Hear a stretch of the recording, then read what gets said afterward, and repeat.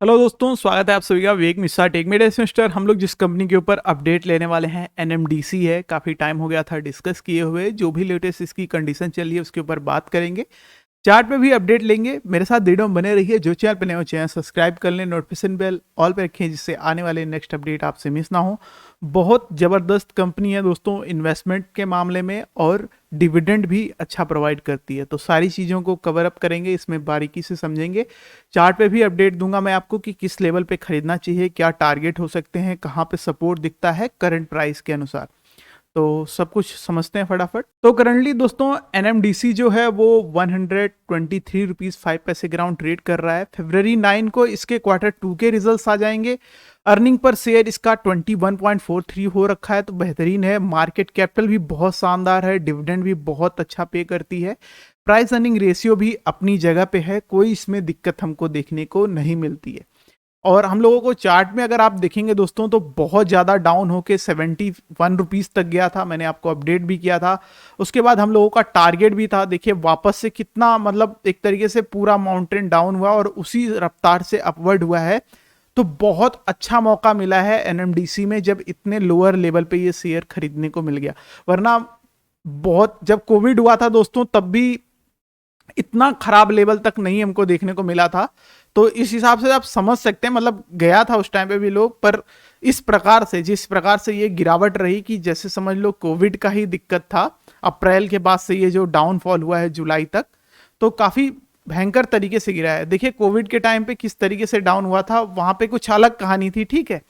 तो फिर उसके बाद 200 के अराउंड तक हमको उम्मीद थी कि जाएगा शेयर, काफी अप लेवल तक भी गया। वापस से शेयर घूम फिर के एक अच्छे रेजिस्टेंस लेवल के अराउंड आ गया है। तो पूरा बारीकी से अपडेट लेते हैं, सारी चीज समझते हैं इसका।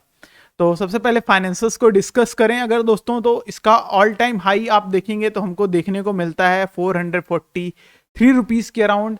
अभी बीच में जब हम लोगों ने इसके चार्ट पे अपडेट लिया था दोस्तों, तो हम लोगों को मतलब इसमें डिविडेंड का तो रहता ही रहता है, पर शेयर की और भी चीज़ों के बारे में ये काफ़ी अच्छा मतलब ऐप है जहाँ पे सब मतलब पता लग जाता है, वेबसाइट है। तो अगर हम लोग दोस्तों अभी इसकी करंट कंडीशंस देखें तो हमको देखने को मिलेगा कि जो अभी ऑल टाइम इसका काफ़ी हाई था उस हिसाब से काफ़ी अंडर वैल्यू देखने को मिलता है।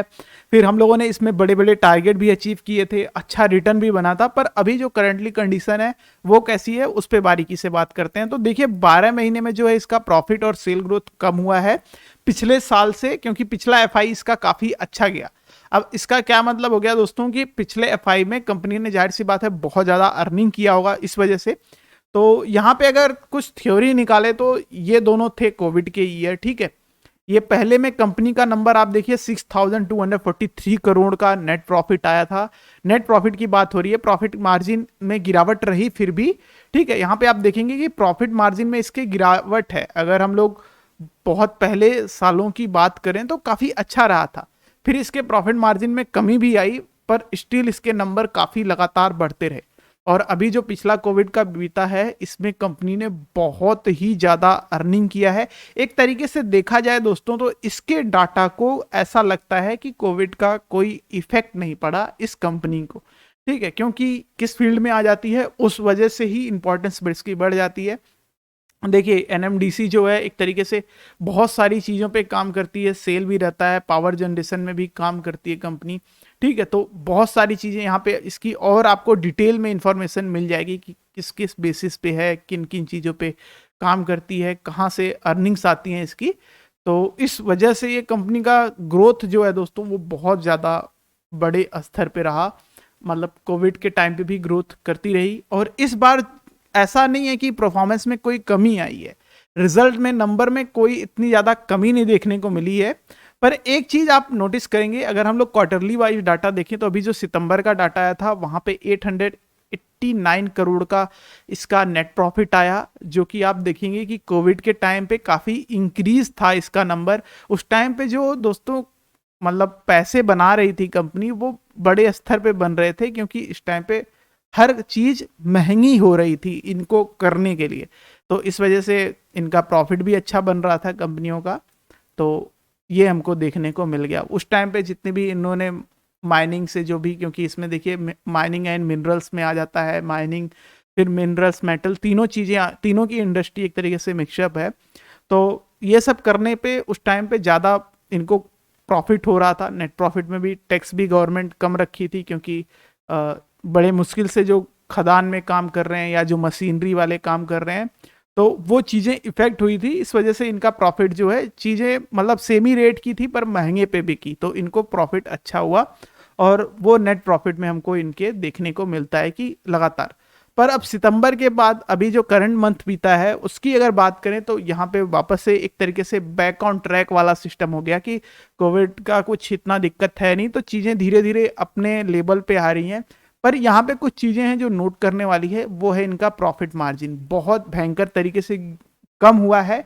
ये गवर्नमेंट ने ही किया है। गवर्नमेंट ने, आपको पता होगा, जुलाई के अराउंड जो एक्सरसाइज ड्यूटी, इंपोर्ट ड्यूटी, उन सब में ट्रांसपोर्ट चार्जेस पे चेंजेस किए थे, उनसे इन सभी कंपनियों को इफेक्ट हुआ था।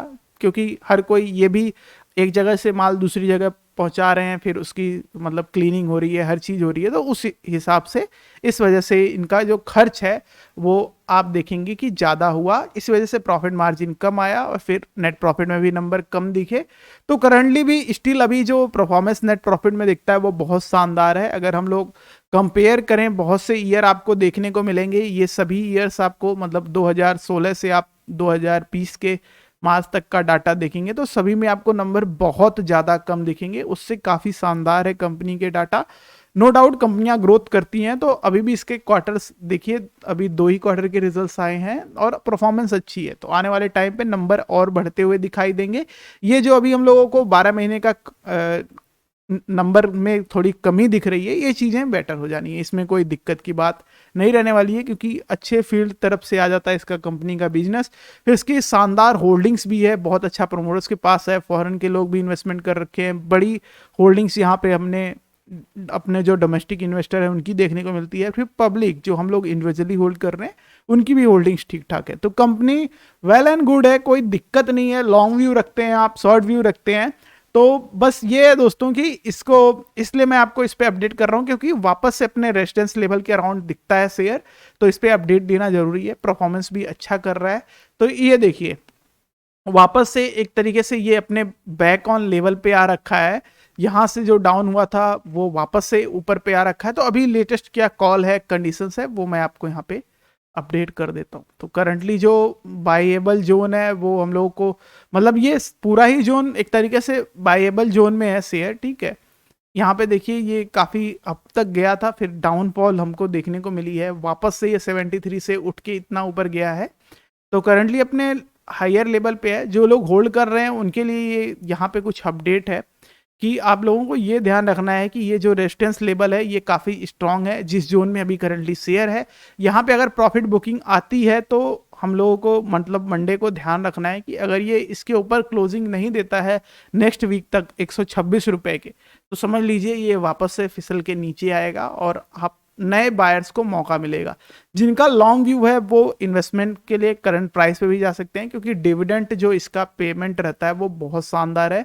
अगर हम लोग 2000 इसका इस एफआई की बात कर लें तो हम लोगों को इसमें काफ़ी अभी मतलब 2 डिविडेंड इसके मेनली देखने को मिले हैं जो कि बहुत बड़े बड़े हैं। एक 9 रुपए का था हर शेयर पे और एक 5 रुपए 73 पैसे का था, तो दोनों ही बहुत बड़े बड़े हो जाते हैं। और उससे पहले साल की बात करें तब भी हम लोगों को 2 देखने को, मतलब पिछले उससे पहले की बात करें तो एक ही मिला था 7 रुपए 76 पैसे का। तो डिविडेंड अच्छा रहा है इसका। जो लॉन्ग व्यू के हिसाब से होल्ड करते हैं कि चलो इसमें इन्वेस्टमेंट कर देते हैं, उसके बाद कुछ देखना नहीं है, अपने आप डिविडेंड आता रहेगा, तो उस हिसाब से बहुत एक नंबर की कंपनी ये हमको देखने को मिल जाती है।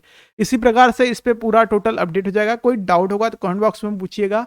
उसके बाद जो अपकमिंग टारगेट को लेके कोई डाउट में है तो उनके लिए ये टारगेट्स हैं। देखिए यहाँ पे जो दिखता है 132 का दिख रहा है, फिर उसके बाद हम लोगों को अराउंड 145 रुपीज़ का टारगेट देखने को मिल जाता है। तो यही अपडेट हो जाएगा एनएमडीसी पे। थैंक्स फॉर वॉचिंग वीडियो, मिलते हैं आपको नेक्स्ट के साथ।